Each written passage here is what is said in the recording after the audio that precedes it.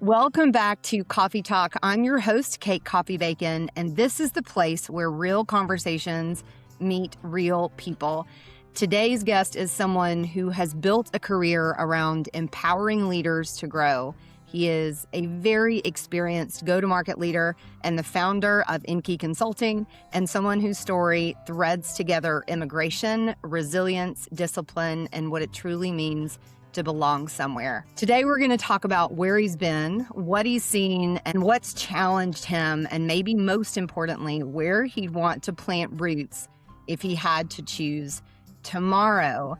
Khaled Nassra, welcome to Coffee Talk. Thank you so much for having me, Kate. I'm really excited for us to chat together, for me to share more of my story, and hopefully to do for so many what has been done for me, which is help someone find a place and feel represented. Oh, man, you know I love that. That's very much part of my why, which is to create spaces and conversations where people find belonging and they see themselves in. So, that resonates with me. Khaled, we have had the opportunity to work on lots of projects together, and I'm so thankful for the time that we get to spend together. And we've gotten to where we have to add a little bit of extra time to the meeting because we get on and have just this really great and fun banter. So I'm sure this episode is going to deliver the same kind of fun. So again, welcome. Thank you for spending your time with me today, and let's get into it. Let's go. Absolutely. Whenever I join a call with you, I always say, well, where in the world is Khaled today? Every time I talk to you, you're in a different place. The background changes, but you are always so authentically you. And I have such a deep appreciation for that and such a deep respect for that. So let's talk about where in the world is Khaled. I feel like that could be its own podcast, Khaled. We should workshop that. You and Emma got married 8 months ago and you took off. You just kept going. And every time I ask you, where in the world are you? What made you jump into that, we'll call it live out of suitcase kind of life? And was there a plan, or did that plan kind of find you along the way? There wasn't a plan at all.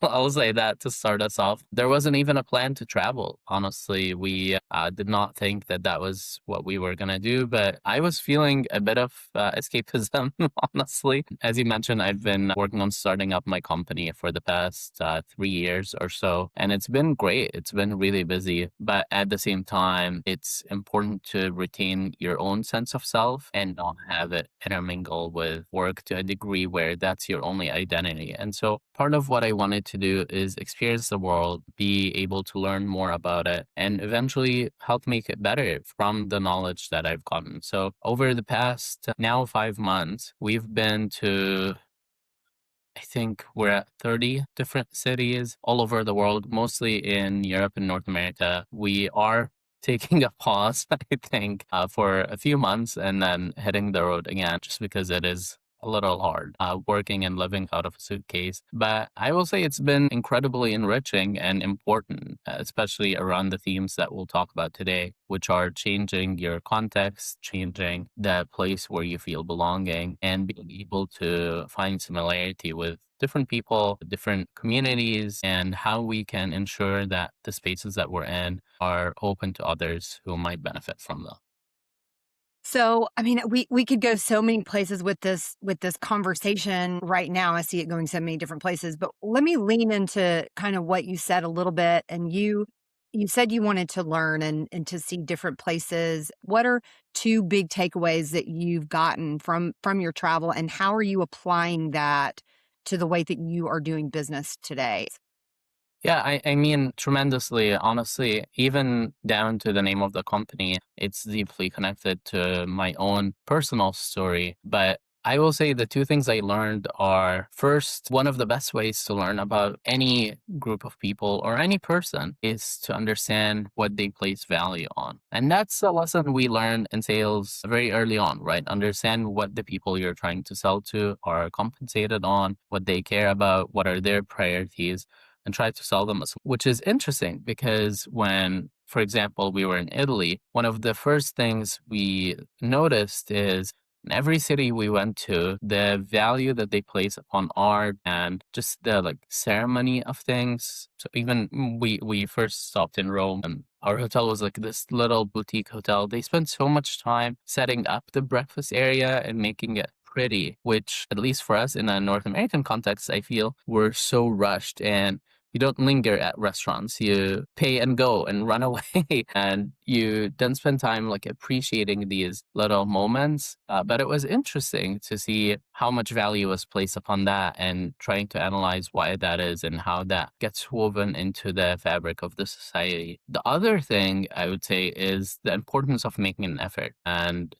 I will say that in Spain, which we spent a month and a half in Spain, that was really valuable. I spent a lot of the time learning Spanish, and I'm not going to say my Spanish got anywhere near good enough in a month and a half. I didn't know anything other than like, dos cervezas, por favor, probably before then. But spending time learning and people appreciating that I'm trying to speak to them in Spanish was really relevant to business, I think, and shows how one of my favorite things, actually, I have a little copy of it, the 7 Habits of Highly Effective People. One of the habits is seek first to understand, then to be understood. And I think that that's true whether in business or travel or anything else. I will add a bonus thing you asked for too, but I think for personal aspects, discipline is really important, and having an idea of not discipline as in like being harsh on yourself or anything like that, but reconnecting with yourself and thinking, am I on my mission? If so, let's recommit to it every day. If not, then what can I do to readjust? And that practice of just checking in internally every day and having that commitment to yourself is really important. How did the traveling that you've done help you settle into that lesson in a way that you couldn't have learned if you'd set roots now? I think it's because it's so dysregulating to live out of a backpack for any amount of time, honestly, and losing a lot of your habits that you've built, losing the context that you've been in for so many years. It's something that kind of makes you seek that foundation internally. You mentioned at the beginning that my story is also one of immigration. So halfway through my life, we immigrated across the world, and I remember I was going into grade 11, which is pretty significant for a lot of people. I mean, you've formed your friendships at that point, right? And I was 3 days into being in Canada, and I had to start summer school to catch up with people on Canadian history requirements, which I needed to graduate on time. And it was wild just seeing different educational contexts, different approaches to school, and kind of re-anchoring on myself and checking in on how do I stay disciplined, how do I stay on top of everything that I want to achieve was helpful then. It was really helpful when we were changing environments every single day. And it's really helpful when you're starting a company because as you and I talk about often, there's a million different directions you can go into. There's so many trends. We see AI everywhere now. We see people using different technologies from Microsoft in our field of work. And if you're not kind of like set in your path to a degree, it can be really easy to fall. My mom used to always tell us, keep your roots deep in the ground, but your branches really up high, which I think is a good way of explaining it. I mean, you anchor on the things that matter, but you're still interested in exploring other things. You're just not swaying with every single thing that happens. Yeah. You know, you said something a minute ago that made me recall this quote that I saw, and it basically that it's a challenge to us to, as you know, as Americans, frankly, to slow down and make our lives romantic. And what it was saying is that light the candles when you're making dinner, put on your favorite music when you're making dinner, slow down because we are in a rush. I mean, we are in, again, you said it, we talk about this so frequently. Everything is changing so quickly, and we feel this huge rush to keep up. I am a very firm believer, and I know you are as well, that relationships matter so much, and relationships don't happen through AI. They happen through conversations like this and by being real with each other and authentic with each other. So I am learning that lesson myself to enjoy the nothing.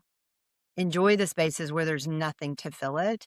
Let go of my own agenda and just exhale and be still. So what an incredible lesson to learn, and what an experience to have with Emma, with your wife at the very beginning of, of your life together. What has been traveling like with with her? What has it shown you about each other that maybe staying in one place couldn't have done?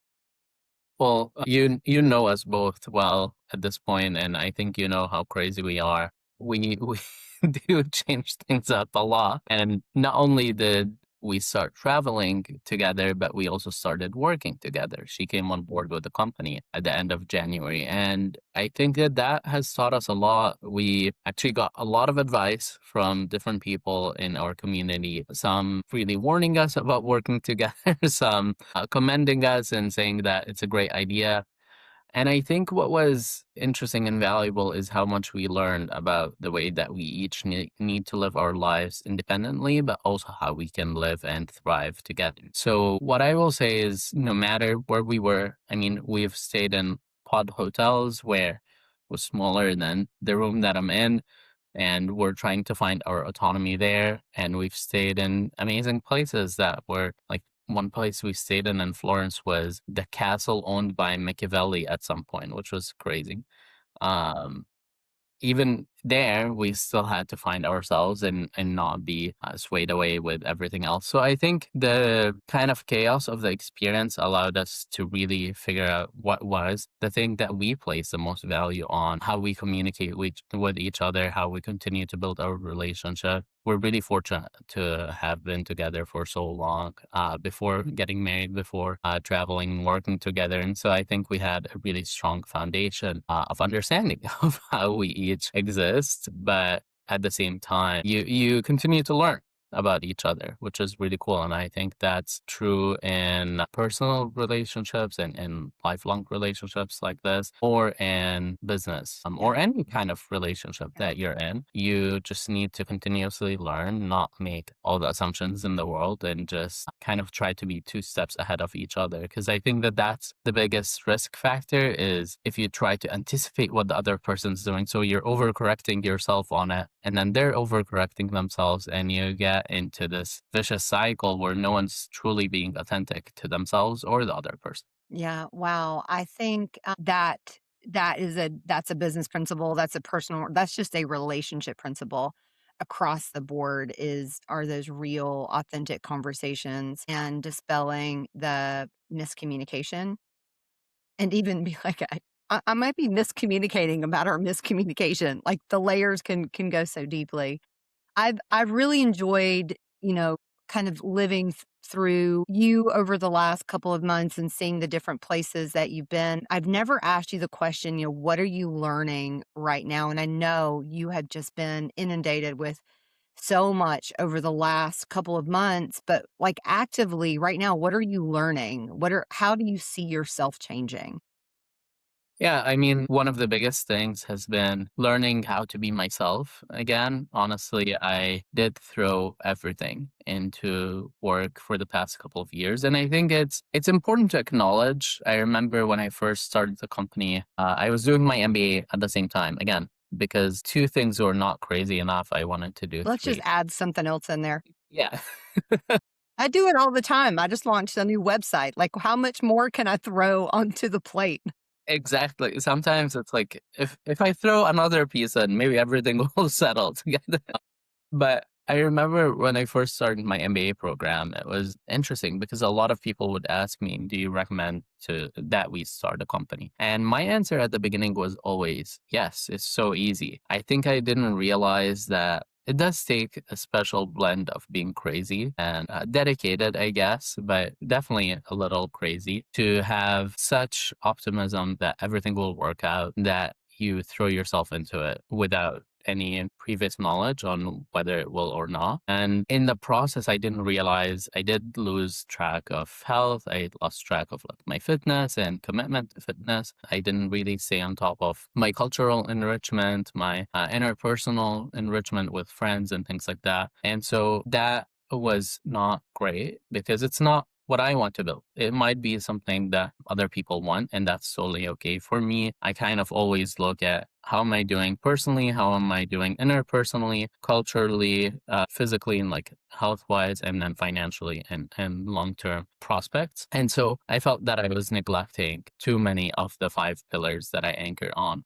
And so through traveling, I was able to detach from different contexts. It's kind of like an allergy test. You can test out, okay, we're in Palma, we're really focusing on recreation and being on the beach every single day. I think we had a couple of calls and I would show you the view from our room. We had an amazing view of the Mediterranean for the 2 weeks we were there, but we didn't have access to a strong community. It's mostly retired Germans. And so not a lot of people that we could talk to and feel a lot of commonality with. While we went to like other places like Madrid, where it was a lot of hustle and bustle and great young community that we could connect with, but it also felt like we didn't have a place to really practice fitness and things like that. So like small examples and small test results. But I think for me now, what has been so important is understanding how do I find that balance while also focusing so much on something that I'm interested in. Yeah. And if I could go back to your mom's analogy of those roots, I think, when I think of roots, I think about my four walls, but your roots are who you are. It is what grounds you. You said that those Mm. five pillars, those things that go into making you who you are. Those are your roots. And that's a journey that I'm on as well is what are my roots? What is my why? What is my guiding light? All of these things that make you who you are. And then to your point, when those are solid, when you are rooted, when you are grounded, you can be anywhere in the world because that foundation is there and it's solid. We grew up, I grew up anyway, with this pressure. You grow up, you get married, you have kids, you have a job, you settle down. You have roots. But Mhm. this is maybe part of a bigger question is what truly are our roots? And I think it's the things that you mentioned. It's those five pillars that you call it of making you who you are. When I knew that you were coming on Coffee Talk, I was, thinking about all the questions I wanted to ask you. And again, working with you so closely over the last, 6, 8 months, I know that you and I are both really big community builders. And you said something a minute ago that triggered this question for me. We're the kind of people that we are table setters. So when people come in, like they have a place. They have a place to sit. So what does it feel like when you are always the one that is arriving? You're arriving without a set table. Every place is new. Your every morning is new. What does community look like on that side of it? It's really interesting, and I think it's something that I learned early on, and I will say it's a little dangerous. So I grew up, my family was like three or four different beliefs in one family, which is interesting, and then from all over the Mediterranean and everywhere I went, I kind of was fitting in some layer, but not every layer, and so slowly, I think as a coping mechanism growing up, I learned to be a bit of a chameleon where I showed different parts of myself in different groups, depending on which family we were visiting. And so as a table setter, I was kind of setting it up in a way that I thought these other people would enjoy. Oh, yeah. I think what's really important and part of my experience growing up, part of my experience traveling, being in a different country and like immigrating and being home now in Canada, I think I've learned how to be myself and bring my own sense of self to whatever community I'm setting up or whatever environment I'm setting up. When I've led teams from one person teams, like one person other than me, all the way to teams of 120, I've always had a sense of what I want to show and how I can help others feel represented or welcomed enough to bring them their own selves. And I'll give you a bit of an example of why that's so important and the element of intersectionality, why that's important as well. So one of my first hires was a young woman who was Pakistani Canadian, and she had moved from Toronto to Vancouver. She was starting up in a new environment and she was coming to Directions, one of the conferences you and I go to, with me.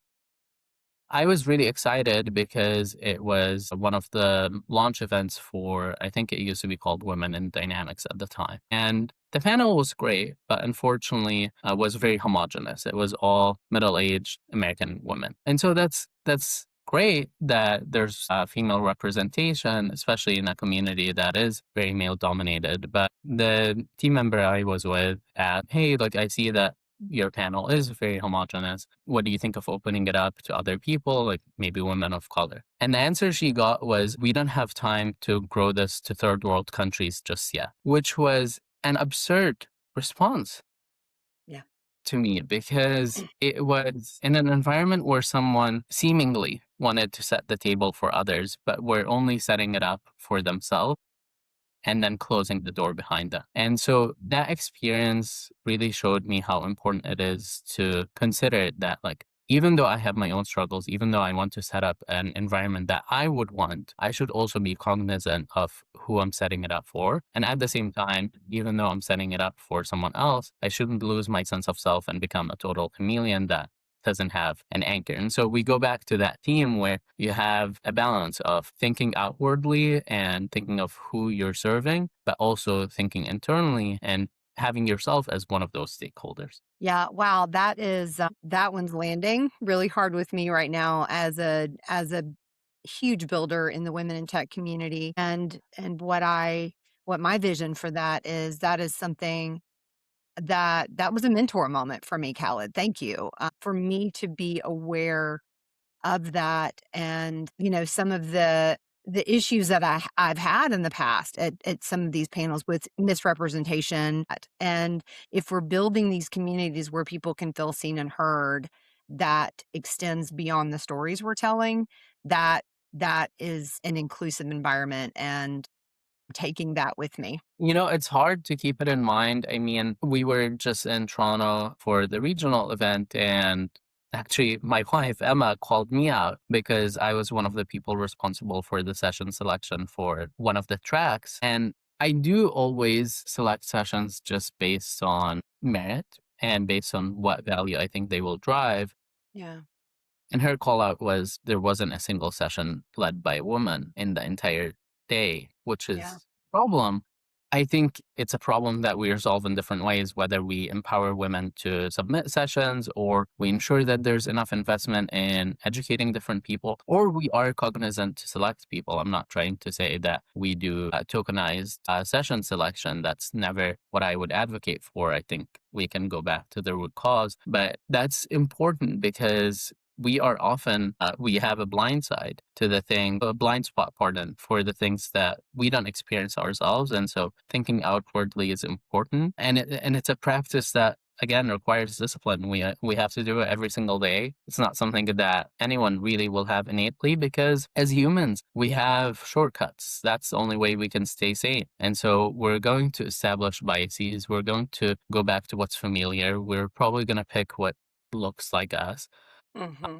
And I've struggled with that when building teams. I've struggled with that when clearly when selecting sessions. It's something that is important for us to recognize, acknowledge, and think about how do I address the root cause, whether it is by talking about it and encouraging others to be a part of the community, or considering, am I making it open enough for people? Because I often hear from people, oh, I don't think I have anything to say. Why would I submit a session? And then they give me a topic that is incredible and I would love for them to present, but they just haven't felt empowered enough to bring their topic forward. Yeah, and I think you landed on it. I think it's that education and that empowerment just for women to feel like they have a place, and we're working on it, right? It is an ongoing conversation. It is an ongoing creation of community and belonging, where women know that their stories are valid, and their education is valid, and they can confidently step forward and speak and teach. And Khaled, I'll be honest, I was at the event with you. I didn't notice, and usually I notice things like that, and I didn't notice. Um, I'm having so many really incredible conversations with women about the spaces that they're stepping into. So I feel I feel empowered in our community, especially that a change is coming in that because of the conversations I'm having, if that makes sense. Like I see the change coming. So I didn't notice it. Bravo to Emma for noticing. All right. So we've talked all about you traveling. That is such a huge thread in, I call it the becoming of becoming who we are created to be. That's such a huge thread and been so influential. But traveling the world by choice feels a little bit different than leaving a place that you know because you had to or because a choice was made to leave. And I think those two things live in a person very differently. You can confirm or deny that. That's just my thought on that. So I want to understand how those lived in you. Where does your immigration story start? Well, I think well before I was born. So my family is originally from Java, and that's a place that has been fought over for years and years. And I think what is relevant to us at least is my own grandmother's displacement in the 40s. So having to leave your city like at threat of guns and in a war torn situation is obviously never by choice and never something that's easy. But still, she persevered and led the family into having a new home and being able to establish it. And again, once more, when she was an older adult, she was displaced again and was able to form a home somewhere else. And so come to the side of me being born and where we were at a certain point, it started feeling like it was no longer viable to live in Jerusalem, and we did have to leave. And so my family decided to immigrate. It actually took us 6.5 years to get any response back from Canada. And I will say that is an interesting point because I've had so many friends who are immigrants in Canada. We're a big immigrant community and everyone has had their own experience. But to me, those 6.5 years showed how perseverant my mom was in getting us to a different place, trying to find us a home that we could build with kind of a blank slate. Due to like government changes in Canada, we had a couple of different parties in power. Our application actually took a lot longer than average, and that's why it was 6 years until we heard anything at all. And then the second we heard back, it was like mid-September, and my mom said, "This is probably going to be your last year in the school. So, get ready." Very interesting. I was building a community back then. I was working with Save the Children. I was traveling all over the place, representing my community and helping other communities. One of my favorite experiences was going to Romania and talking about peace building as an instrument that children had and how children can be an instrument of peace, which was really interesting. But then arriving in Canada, like I mentioned, it was a bit of a context change, but it was important because it dispelled a lot of the stereotypes I had. We get a lot of our learnings about the world overall from video games, from movies, from TV shows, and seeing how it really was very interesting, even if it was at times dysregulating, because it taught me again that you can't make assumptions about anyone. And what was important about arriving in Vancouver specifically is I think Vancouver is very in touch with our Indigenous heritage and our status as settlers. And so everyone in Vancouver knows the three nations that mainly had the land that and stewarded the land that we live on now and are aware of their learnings and teachings, are aware of all the work that they've put in to sustain the land. And so for us to arrive here and be welcomed on this land now in better conditions than before, I think it's important to understand what context are you arriving in, the change in your status and your responsibility. And so for me, it was a lot of like relearning and unlearning, I think, immigrating to Canada. Of course, like changing context from feeling like the one who is being displaced to honestly being a part of displacing people now and understanding the responsibility for making sure that there continues to be a place for truth and reconciliation, and there continues to be a place for retaining and amplifying Indigenous voices and learning from all their experience from time immemorial. So all of these things have been really important parts of my immigration story that I deeply cherish, but have also formed who I am today. Was there someone along the way that welcomed you when you needed it? Yes. Yes. Yeah. So I will actually highlight one person who did it very directly, and one person who did it indirectly, and I don't think he even knows he did it. So right away, I will call out my psychology teacher, Mr. Jim Jans, who was phenomenal at being a welcoming presence, who understood how important it is to make all of his students feel safe, and had just, a very stereotypically Canadian sense to him. This guy was obsessed with Irish literature and poetry, could not stop talking about the Canucks or the Vancouver Giants, which is our minor league team. Like if you're a fan of a minor league team, you're a hockey nut. And he really made sure everyone felt welcome. And in his jokes, in his just offside communication to us, in checking in and asking, hey, are you doing okay? Do you understand everything going on? Stuff like that. I think him taking initiative was really important, because what a lot of managers, to switch to a business context, misunderstand is you can have an open door policy. You can always say, my door's open if you guys want to come in and check in or ask questions. And that's helpful, but you also have to understand that there are glass ceilings and barriers that you might not see, and you have to go out and pull people in sometimes. And you do have to be more of an activist, like enabler, I guess. The second person I'll mention is Lak Chahal, who was my CEO at Binary Stream. And Lak and I have very different approaches to business. We're still friends. I still chat with him. And I think one thing that was really helpful is my previous experience before Binary Stream was at SAP, where almost everyone in management was German. My team was largely French, which was interesting. And I kind of sat in the Vancouver office alone. Everyone else in my office space worked on the Hybris team, which is e-commerce for SAP. I was the only one who worked on the ERP side.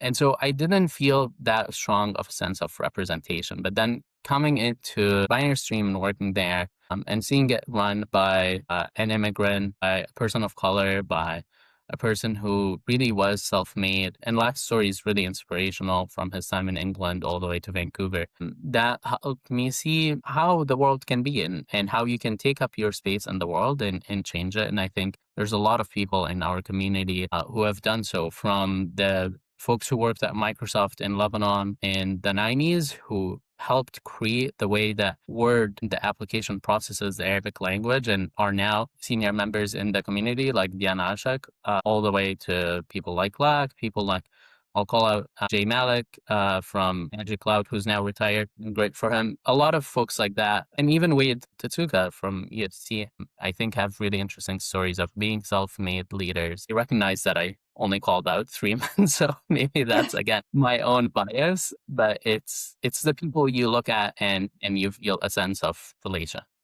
Yeah. So those are some pretty influential names, and it's always, I've had this conversation with other people, and I've asked, like, who are the people that were your warm emotional hugs, if you will, or who were the ones setting the table for you? And so many people have a teacher. So many, because it goes back to your very formative years in your youth. I have a couple of teachers. I mean, I want to give a nod to the educators out there, that you're making a difference and you're doing good work, and this is a great example of that. So you mentioned again some names that were just very influential and helpful to you. How are you carrying that forward? How do those influence and shape the way you're showing up for other people right now? Yeah, I think it's an important question to always check up on yourself, that you're giving back, and not just in a sense of like obligation, but also because it helps perpetuates this really great thing that you've benefited from, and will come back to benefit you. And so one of the things I do is, I had started Young in Dynamics a few years ago with Matt Batterby and a few others. And I think that was a great experience. It helped, especially Microsoft internally, start thinking more about some of the programs that they have now, whether it's like BC upskilling elements, or having a conversation about needing a space for youth. I was really heartened to see new people starting up a new edition of this program. And that kind of feels great to see the tradition of starting something for young people continue. But I think also in the way that I experience mentorship, whether mentoring the people that I mentor and working with them or empowering my clients. You know, a big part of what I do day to day, I joke, is not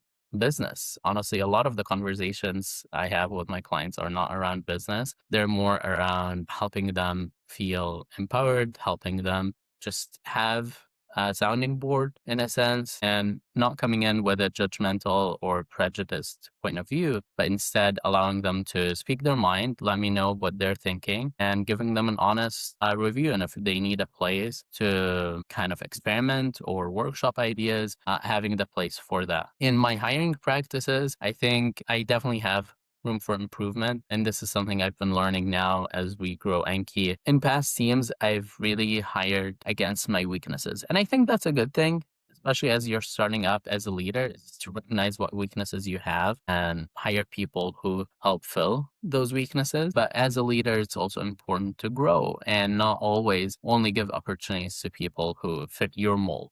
So I'll give you an example. Early on, I was very busy. And so I had to focus on big picture. You know, you don't have a lot of time to project manage every single thing. And so I tended to hire people who would understand right away what I meant when I said something. I could speak to them in different languages and explain what I meant, and they could translate it to project management. And that has led me to some amazing hires, like success stories like Bijan Hirani, who's now a leader on his own right in the channel. But at the same time, I recognized that it prevented me from hiring people who I should have hired, but didn't fit that kind of like prototypical mold in my head. Even though they had all the merit, maybe would have been a great addition for the team, they weren't a great addition to my personality. So one thing that I'm working on is being a bit more welcoming and being a bit more open to having everyone on my team, not just people who fit my kind of ideal. And I know that sounds weird because you do want to hire people who are like perfect for you,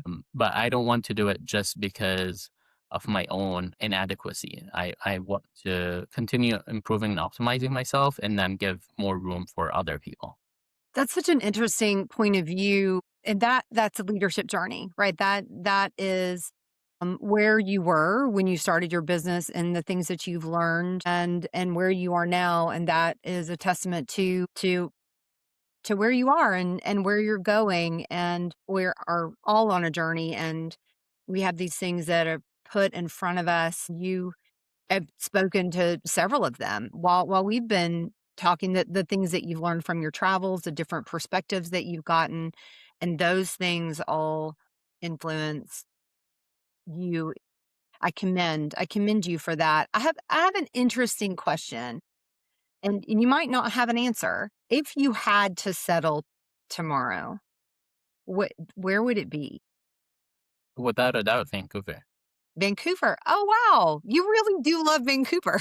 I do love Vancouver. I always say I'm like the Vancouver tourism advisor #1. I love the city. I'm in Vancouver right now.